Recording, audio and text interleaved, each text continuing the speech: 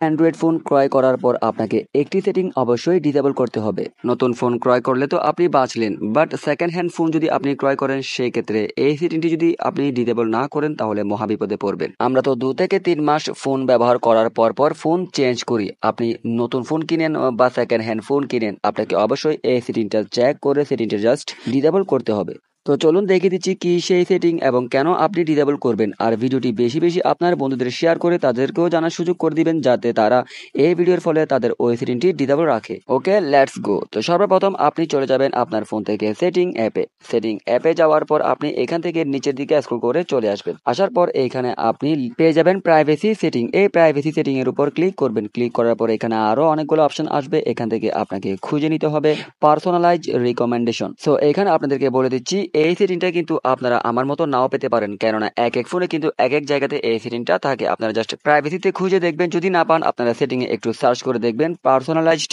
Recommendation, এবং আরো অন্যান্য নাম দিয়েও থাকতে পারে। আপনারা রিকমেন্ডেশন সার্চ করলে কিন্তু রিকমেন্ডেশন রিলেটেড আরো অনেকগুলো সেটিং পাবেন, ওখান থেকে আপনারা খুঁজে নেবেন। তো এইখানে আসার পর আপনারা জাস্ট এই সেটিংটা আপনাদের যদি এনাবল থাকে আপনারা কি করবেন, এখান থেকে সেটিংটি ডিসেবল করে দিবেন। এটার ফলে ডিজিটাল ফুটপ্রিন্ট ট্র্যাক করে কিন্তু আপনার ফোনে আর কোনো প্রকার অ্যাড আসবে না। মানে আপনার ফোনটি কি চাচ্ছে, আপনার ফোন ব্যবহার করার সময় আপনি আপনার ফোন দিয়ে কি কি কাজ করতেছেন, কিসের উপর বেশি আসক্ত তার উপর ডিপেন্ড করে কিন্তু বিভিন্ন প্রকার আজে বাজে অ্যাড আপনার ফোনে শো করানো হবে। আপনি যার থেকে ফোন ক্রয় করবেন সে ফোন যখন ব্যবহার করতো তখন তার ফোনের চাহিদা কি ছিল, সে বেশিরভাগ কি দেখতো, সেই বিষয়ের উপর ভিত্তি করে কিন্তু তার ফোনের মধ্যে বিভিন্ন প্রকার অ্যাড শো করাবে। তো আপনি কি করবেন, যার থেকে ফোন পারচেস করেন না কেন, আপনি ফোন হাতে নেওয়ার পর এখানে সে সেটিংটা জাস্ট ডিসেবল করে দিবেন। এরপর থেকে আপনার ফোনের চাহিদা অনুযায়ী আর কোনো প্রকার অ্যাড আসবে না। আশা করছি বুঝতে পেরেছেন। তো এই ভিডিওটি যদি আপনার হেল্পফুল মনে হয় প্লিজ ভিডিওতে একটি লাইক দিয়ে উৎসাহ দিবেন, এবং এই ধরনের নতুন নতুন update tips and tricks video নতুন নতুন সেটিং সবার আগে পেতে প্লিজ চ্যানেলটি সাবস্ক্রাইব করে